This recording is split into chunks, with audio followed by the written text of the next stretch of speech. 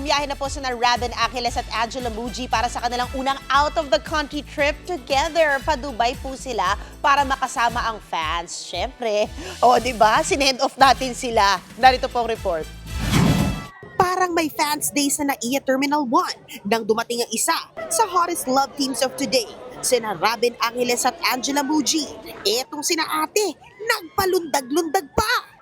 Nagkakagulo. Si kuya naman, talagang di na nakapagpigil at umiksena sa gitna ng interview. Sa gitna talaga na, wait lang.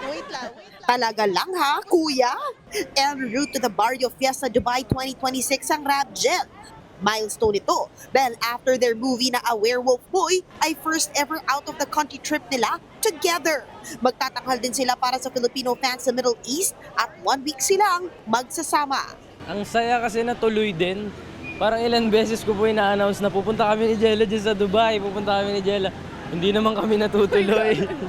Pero ngayon tuloy na po. Actually, it's only my second time traveling outside of the country. So excited! Yes, I'm so happy! Pagbalik ng Pilipinas, trabaho rin agad ang bubungad sa Rabjel dahil sasabak na sila sa first ever drama anthology nila. Pagbalik po namin, magte-taping na kami. Yes.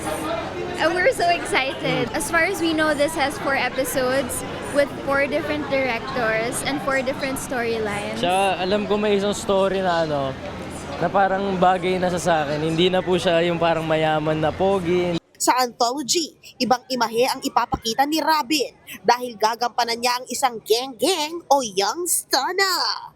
Geng-geng! Yun yung kinalakihan ko eh. So excited na po ako kung paano yung magiging itsura nun.